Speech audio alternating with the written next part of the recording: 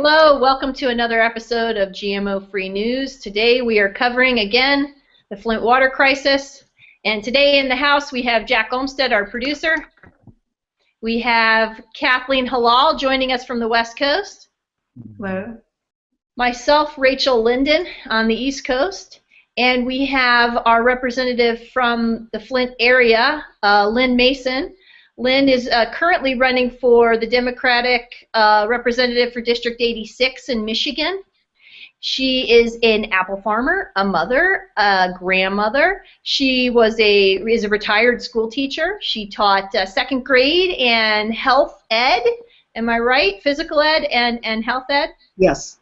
Lynn, thank you so much for coming to the show. I know you've been in the political scene in the Michigan / Flint area, and you have sort of the inside scoop on really what this controversy and crisis boils down to politically, and how we kind of got into this total pickle. And I know that a lot of that revolves around the governor's office and around the emergency manager. Can you give us a brief history politically of where this went off the rails? Sure I can. First, let me tell you, I also was a county commissioner for 4 terms, and I was known for working really hard and asking tough questions, and I'm pretty okay dealing with tough issues. I live about an hour and a half from Flint, so.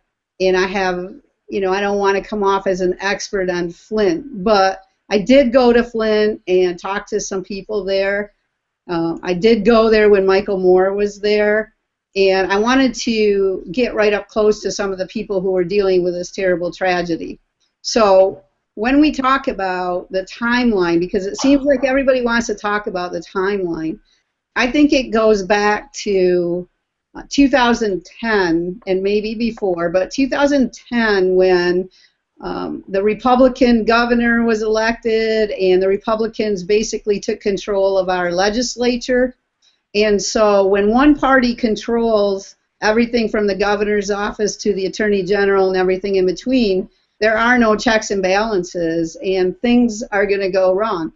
And I said myself, as an elected official at that particular time when that emergency manager law began, I read a paragraph that said that an elected board, if an emergency manager takes over that city, that county, that school district, or whatever, the democratically elected board, the only power they have is to bring the meeting to order.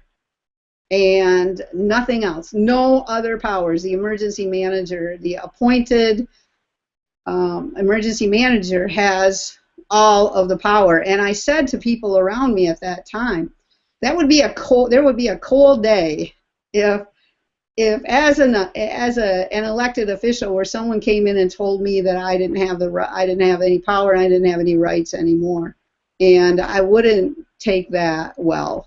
And but here we are. Yeah, how does one become an emergency manager? Well, that's a great question. The governor in Michigan appoints this person. And by the way, I read somewhere that, written in the law somewhere, that an emergency manager, if they hold a position longer than 18 months, then it's like harder to get rid of them or something. And so you'll notice that in Flint, there's been at least 4 different emergency managers, and none of them stayed longer than 18 months. And so now the one has been transferred by our dictator governor to the Detroit public schools. So we could talk about the damage being done in the Detroit public schools now by one of the same people that had a large role in the terrible Flint crisis. So that's some of my thoughts on the emergency manager. Right. It seems like, if you have an emergency, you really want quick action. And I could see how the logic might be to say one person would be good at that. But we really, I think, need at least 3, because you do need to have some checks, especially when you give so much power to one one decision maker, that it leaves you really open for issues. So let me see if I understand this. So during this crisis time, this 20-month period where Flint has been going through its water crisis, they've had 4 emergency managers in that time frame. Okay, so you really can't even point one finger. You've kind of got a series of folks coming through. Like, you know, to be honest with you, I think Walmart keeps their employees longer. You know what I mean? Like Well, but look, you gotta ask yourself, why did an emergency manager have to be appointed in the first place? So if you look back when the Snyder administration began, one of their goals, because they have this feeling of let's make cuts. We have to cut dollars. We have to balance the budget. Was a financial emergency? It was a financial emergency, and if you look back I think it was about 2010 that our state legislature cut revenue sharing. And if you look at Flint alone, $8 million of revenue sharing was cut from the city of Flint. So when there's sort of a setup to take away the resources, whether it's from a city or whether it's from a public school, and then the plan is, let's come around and say, see, you can't do it, you need help from the state, let's have the state come in, let's have the state emergency manager take over everything, because after all, they have all the power, they know what they're doing, and look at where we are now. So you have to look back at the budget decisions, the funding decisions, that got us to the point of even having an emergency manager there in the first place. I have a question in listening to all this. How many of these emergency managers were told that there was lead in the water and ignored it?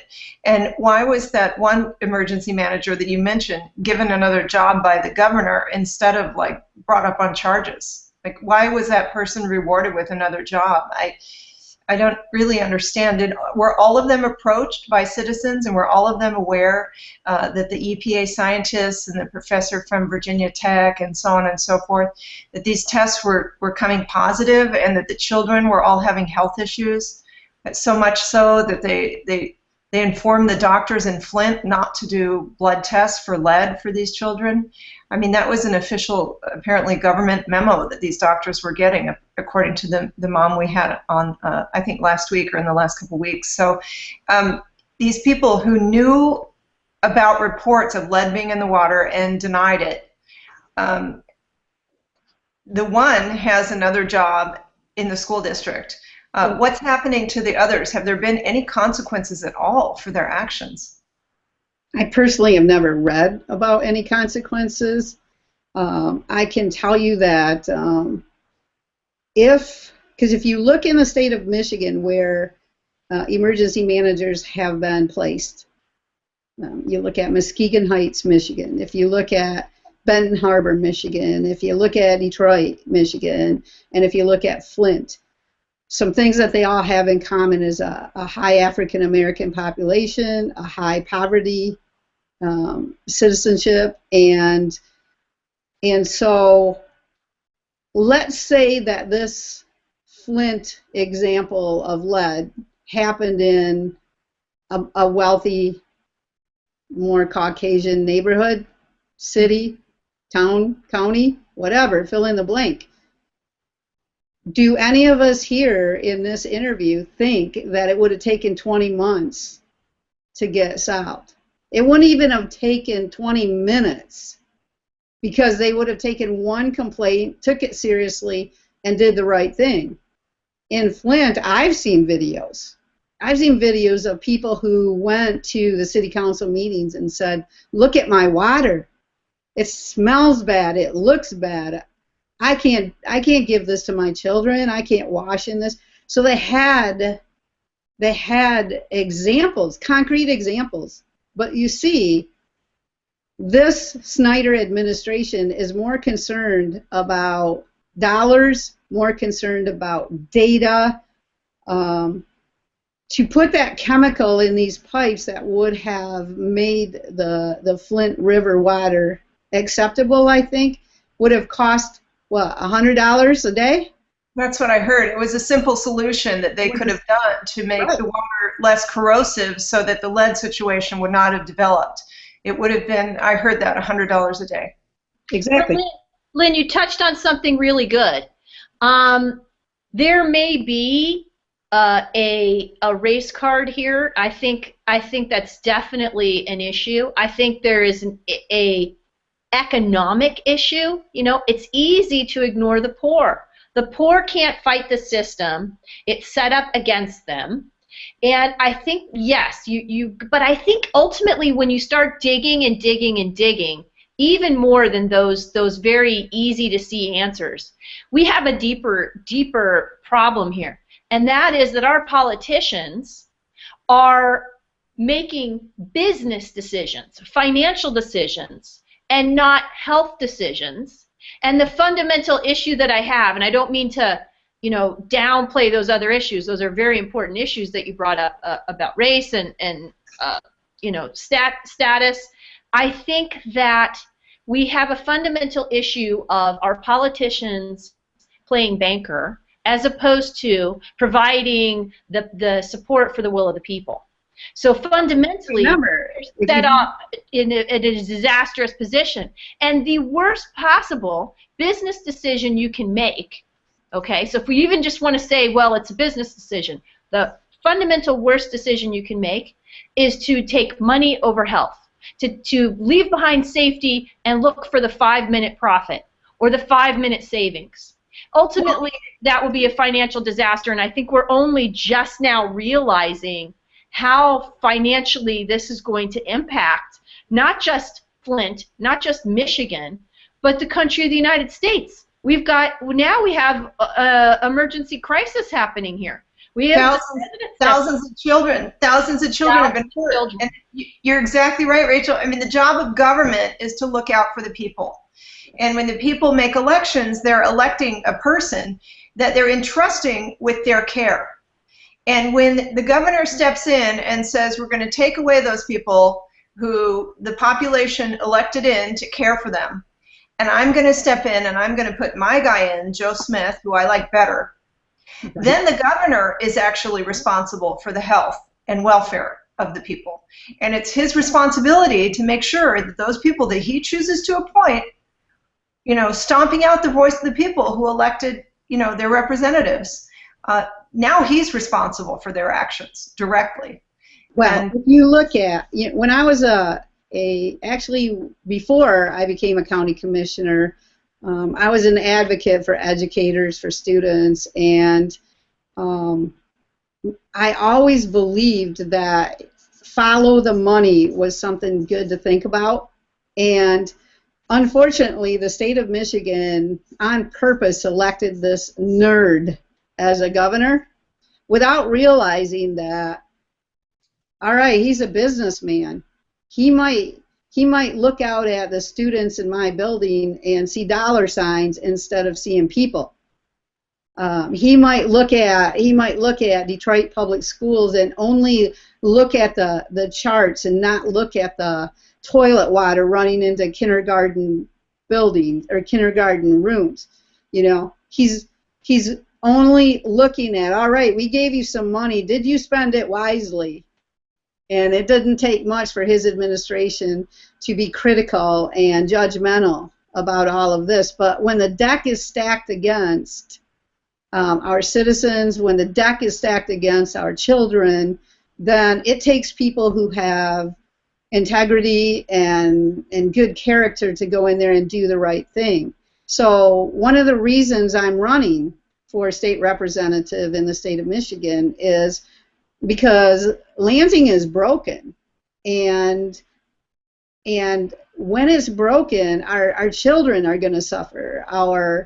The next generation is going to suffer. And I think what happened in Flint is a perfect example. And I think what's happening in Detroit in Detroit schools is a perfect example. And hopefully all of this attention to Flint will get people thinking as they decide when they're going to vote, all right, maybe we need to look less at what the candidate is saying and more at what the candidate actually does. What has the candidate done in their past?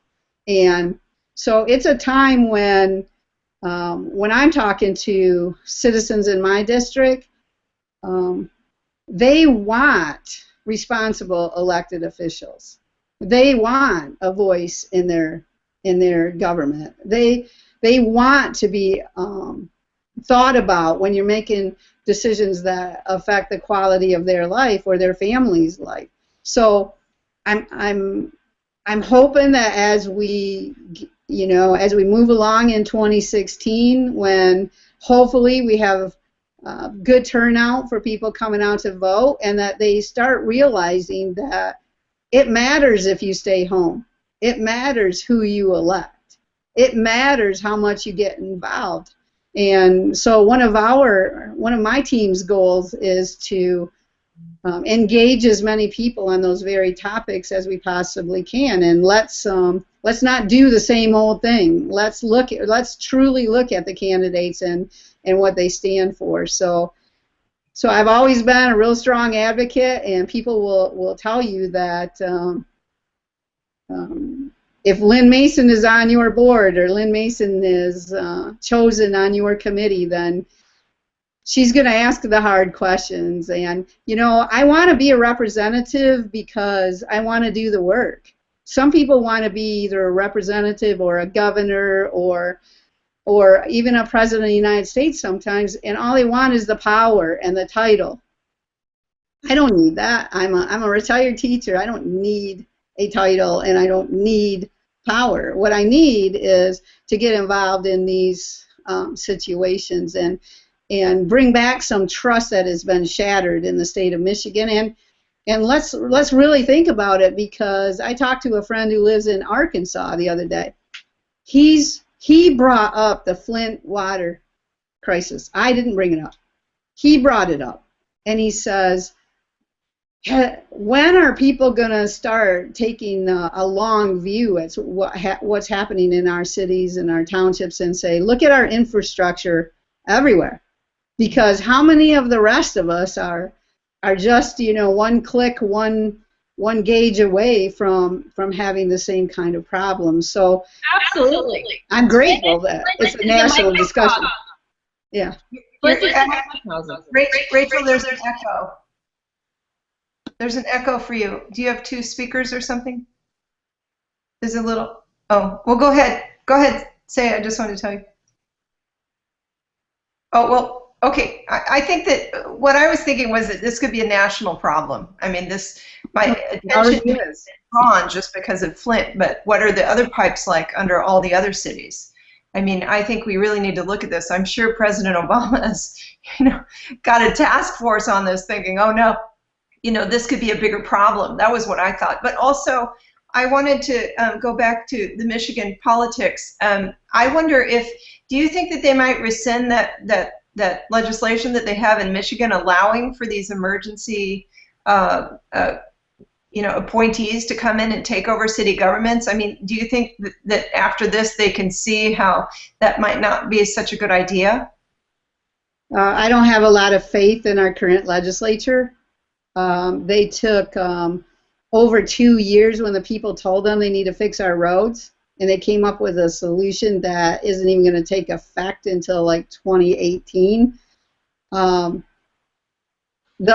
More than one time the people in Michigan voted a certain way, and this legislature went around that vote, attached a financial appropriation to their law, so that it prevented the citizens in the state of Michigan to come back and undo it. So the current people that are in the Michigan legislature, in the Republicans, because it's a Republican majority, and unfortunately the Democrats have lost their voice because there's not enough. There's not enough of them to stop some of this craziness that's going on. Well, that's the thing with this situation, though. It's not Republican or Democrat. This is the safety of our children, the safety of the future of our nation. It really goes beyond political parties. I mean, it's sad that it seems as though it's come down to that, but we're all human beings, and these people, whether they're Republicans or Democrats, if they're in power, they're responsible for the care of the citizens. And I really feel like this just goes way beyond any political label. It really is a matter of caring for the citizens. And can you tell us a little bit about your background and why you're running for office? What made you come forward to run for office? It's not an easy thing to do. That's a great question. I'm a retired teacher, and when I was a teacher, I got in the politics of public education. And then in approximately 2006, someone asked me to run for county commissioner. And I think sometimes that's all it takes to find good people, is that someone should just ask them. And so I got involved as a county commissioner, and I got reelected 3 more times past that, which is significant because I'm a Democrat, and people told me a Democrat can't win in my district. So once I got into county politics, some people said to me, wow, Lynn, if you were a representative, you could help more people. You could do so much good at the state level. So why don't you try to run for state representative? So I tried in 2014, and while we ran a really good race, we raised $113,000, which is unheard of in this particular district, and my team and I knocked on 25,000 doors, so we talked to a lot of people, but unfortunately less than 30% of the people voted. So that's how I got into politics. And people, even when I was teaching, some people said to me, Lynn, you're a fabulous teacher, but you're seeing only, as a phys ed teacher, I saw about 200 kids a day. They said you do a fabulous job with 200 kids, but imagine how many kids you could help from the legislative perspective. So I had a lot of encouragement over my career. Sure, it's an uphill battle. Like I said, the 86th district is gerrymandered, and we need to have all the help we can get. We need to raise a lot of money. We need to get a lot of volunteers. My website is behind me right there, lynnmasonworks.com, so check it out. Lynn, I was going to ask you, what is it like? What's the political scene like? Are you finding corruption? Are you finding really good people that want to do the best for the population? What are you finding? What's the temperature like? The temperature right now? Sure. I don't know if I would say that people intentionally want to get elected so that they can do corrupt work. I don't think I believe that. But I think where we are and where it's time to do something different is that because the system has been rigged right now with Republican gerrymandered districts, with on purpose moves to mess with accessibility to voting and things like that. I think that some people run because they like that power that they think they're going to get when they get there. And I think that's the wrong reason to run. And I think it's time that we change, whether you're talking about Michigan or whether you're talking about some other state. I really think we need to be asking more people to run for the down ballot seats as well as the seats that are farther up the ballot. And I think you really need to, like I said before, let's look at what these candidates have done before. You can measure character by some of the things done in their past. So if there's people coming in to run for an elected seat and such as a state representative and have no experience, so the people don't have anything to look back to, it's sort of taking a risk, I think. So I'm all for looking for people who are experienced and have a track record of working for the people, being an advocate, having their priorities straight. So that's what my team is doing, and we're trying to talk to as many people as possible. My team was joking with me last night because a month and a half ago they gave me 500 business cards. And I told them that I need some more. And they said, you've already given out 500 business cards in a month and a half. And I said, they're like, how do you do that? And I said, well, look, I like to talk with people. And if they don't have some way to connect with me, then shame on me. And when I was a county commissioner, I represented a city and I represented a township. And I went to the township board meetings as a commissioner. I went to the city council meetings as a commissioner, and the people in those meetings said, wow, we've never seen a county commissioner so often at our meetings. Why do you do that? And I said, aren't we all better when each level of government speaks to each other, shares information? So that's how I ran my life, for the last 30 years. So who do you blame for your problems? Do you Michigan's problems? Who do you blame? Right now we have Governor Snyder's blaming the EPA for the problems. The state level EPA officials, he's throwing those guys under the bus. He absolutely is. And today I understand he said he was blaming career civil servants as the problem. He's trying to distract from the problems at hand, I believe. He doesn't want to talk about the emergency manager problem. He doesn't want to talk about some of the shaky comments that were in those so-called emails that he released. If he did really want to talk about those, he would release emails from his entire administration as opposed to just from his email. He wouldn't redact everything. I don't know if you saw that, but the first emails, the first page and a half is all black, totally redacted. Now, I don't know, I kind of want, if I were an elected official, I kind of want people to have trust in me. Transparency. His administration, I'm blaming his administration and the total control that his party has. That's who I'm blaming, and I'm going back. I thought it was really interesting. I saw him in an interview on, I think it was MSNBC, and they asked him about the GM auto factory having to stop using the water because it was corroding their materials.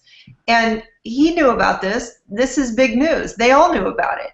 And the question was kind of more or less, why didn't you relate this to the water that your citizens were drinking? What was his answer? Do you remember? He brushed it off. He said that's a separate issue. It had to do with the paint. And let's talk about the Flint water crisis. And I was kind of like, wow, that was he just kind of pushed it aside. And to me, if you're governor and an industry like GM that everyone's following in Michigan especially has to change procedures at a factory because of the water quality that citizens are drinking, I mean, that should make you wonder and investigate a little. I mean, lead testing is really inexpensive. You can go to Ace Hardware and pick up a kit. So this was intentionally not being curious. It's funny to me. It's just, I find it very odd, and I think that there's probably more to the story. And I just think that when children are involved, I heard Michael Moore speaking. He said, in the city of Flint, I think he said 8,000 children under the age of 6 were affected by this. 8,000 children got lead poisoning. These are just the kids under the age of 6. And it turns out that that's the entire population of all children under the age of 6 in Flint. So every single child was exposed to lead. How somebody can have some pretty fact-based data and just tell people to relax, it's going to be okay, blows my mind. Something else to think about is this is a forever problem for the city of Flint. It's not just a couple of weeks that's an issue that's just going to go away in a couple of weeks. It's a forever issue. I do want to bring up a couple of things that I was thinking about. Like, for example, I know that there are holistic methods to detox people from heavy metal poisoning. There are some. There's the Cutler method. There are a few. There are different ones. well, I'm hoping that there's some research being done and some of that discussion taking place in Flint. I was thinking there's been so much generosity from, say, the labor community and other organizations to provide water to the city of Flint. And like, I happen to know that the schools have more water than they actually can store. They're having storage problems. But when I saw all of the water in the bottled water, you know, like this kind of bottled water, I recycle at my house. And so I got to thinking, is somebody on the ball to recycling all the plastic from the water? And so when a situation like this happens, when a catastrophe happens, it's so broad. And if we didn't have people dealing with it correctly, like the points you brought up a minute ago, how are they going to deal with the long-term issues? If they couldn't deal with this issue in a timely manner, it took them 20 months. And what really happened was it took the rage being expressed from the people to bring it to light. Because as we all said right here, there were people who told them it was going on, but they weren't listened to. They were blown off and told to relax. So it took the rage, it took it being a national problem before they really got down to work. So I'm concerned that somebody isn't getting on the ball right now and dealing with, you know, the simple issues that I was just talking about. Lynn, I understand they don't have garbage pickup at all. And because of the crisis they're in financially, and especially no recycling. There's no recycling facilities for plastics in Flint.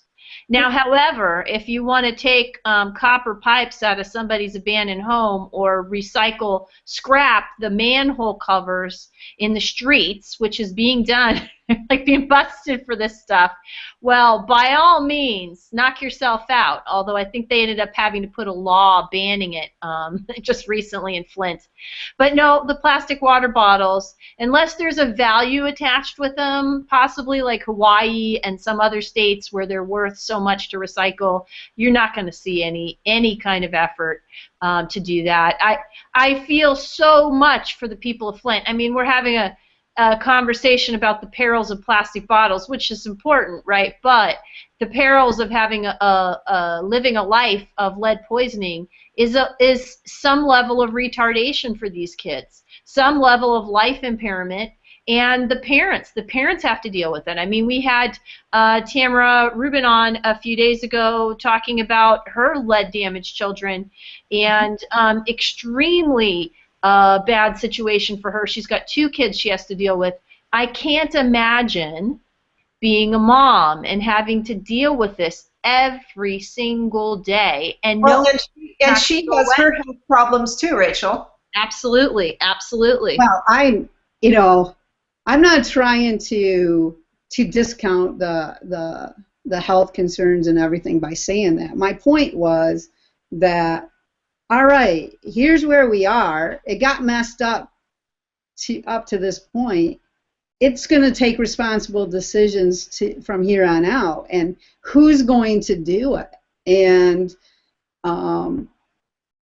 when I first started really paying attention to this issue, I turned on the video from the hero mom, I guess they're calling her. She was standing in front of her home with her young son, and she has twins, and you know, she did everything right. They bought their home, they replaced the pipes, they bought the filter, and they did everything right. And then look how it took a while for her to connect that it was the water that was causing her son's illnesses. But even then, she did everything right. But yeah, that's the story of Leanne Walters, if somebody's watching this. Look how long it took when she and other citizens in Flint did the right things. This is a problem. Yes, the lead is an issue and could be an issue in other cities as well, but this is a fundamental political issue that we're having all over the U.S. We have really bad political choices being made. We have a lack of leadership, And here's the deal, I think we really do, we need a mom, maybe even a single mom in office, and let me tell you why, and this is by no means an endorsement for Hillary Clinton, believe me, it's not. But here's my sitch with this. A mom is thinking about other people when she wakes up in the morning. Her first impulse is, how are the kids? What's the state of the union? What have we got going on that I need to deal with today? Let's make sure the family's running right, everybody's healthy. These are the concerns of a mother. And I'm not saying that men don't think this too, but I think the politicians that we have in office right now, that is not what they're thinking about. They are thinking about their careers, they are thinking about contributions, they are thinking about lobbyists, they are not thinking about what is important for the people and the citizens of the United States. Whether that's in Flint, whether that's in D.C., New Jersey, you name it. It's a chronic, fundamental issue that I have with our entire political system right now. And I hope that that changes. I mean, I hope that we get some change on the way. I voted for change last time around, and to be quite frank with you, I think we got shortchanged. But I hope that we do get some politicians in that really want to change things for the better and will abandon the structure that we've created that is failing the people miserably. Well, I mean, it's the whole reason for this show. It's why we do this, Rachel. It's why we take time away from our families to do this show. It's because we want to see change, and especially for the benefit of the children and the future of this nation. And it really goes way beyond any political party. It's really about the fact that 1 in 2 children in America today have a chronic illness. I mean, and we're heading towards, we have skyrocketing numbers of autism, ADHD, food allergies have jumped 400% in our kids. I mean, now kids can die from eating rice. I mean, allergists have never heard of this. We have all kinds of crises going on with our nation's health, and especially our children. And this is just sort of one glaring example of politicians just not caring. They were getting reports. They were having, valid credentialed scientists come forward. They were having all kinds of parents complaining. They were having citizens tell them there were problems with the water, and they just didn't want to look. And that's the problem. That's what we need to change, that mentality. And I think there should be consequences for if you're in a public office and you are told that there's a risk to the public and you do not look into it further, I think you should be punished. I agree. I agree, by the way. And I'm personally hoping that the people of Michigan are watching this terrible tragedy, human-made health crisis in Flint. Okay, and I hope that they're saying, let's do some recalls. Let's look at the people that the facts prove that they made dangerous decisions, and let's join together, because I think that's when it works best. And as a former teacher, and I taught health, I taught physical education, and we talked about all the potential dangers that are out there for them and how to keep themselves as safe as possible. And I'll have to say that I got a lump in my throat the other day because I substitute teach a little bit. And a 6th grader came into the classroom, and he said, evidently in his health class he had been studying germs, and so he said, "Mrs. Mason, guess where the dirtiest part is in this building, where most of the germs are?" And I guessed the door handle, and he said, "The drinking fountain." So the thought that came back to me was, the children in Flint were drinking poison water, lead-filled water out of the drinking fountains, if they even were in Flint. And the innocence of the 6th grader that said to me that the dirtiest part or the dirtiest piece of equipment in any school is a drinking fountain, sort of gave me, like I said, it sort of turned my stomach, because I couldn't go right into a lecture with him and say, at least we have fairly safe drinking water right now, you can't have that kind of discussion from there because their perspective is too narrow. But those of us adults that don't get bothered by and get pains in our stomach and knots in our throat over this terrible tragedy, I don't know what to say. But one thing that's really frustrating for me is, as a teacher, we had to deal with a lot of, tattling. Whether I taught second grade or whether I taught seventh graders, there was tattling. And so we had to come up with a method to deal with that. So I always told them, think of 3 Ds: dangerous, destructive, and disturbing. So if you see something, hear something that fits one of those categories, dangerous, destructive, or disturbing, that it's okay to tell. It's not tattling if you do that. So let's look at some of the people in the Snyder administration. Do you think they missed that lesson in elementary school or middle school? When is it okay to tell?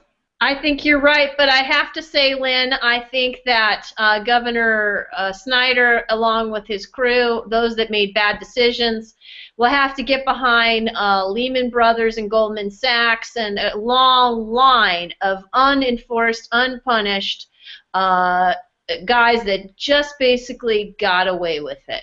So I absolutely have no faith. I mean, here it is. We have a system that couldn't even correct a horrendous health issue as it was unfolding. Do you think we have a system that will really enforce our existing laws? We don't even have one that can stop a train wreck from going slow motion over the course of 20 months.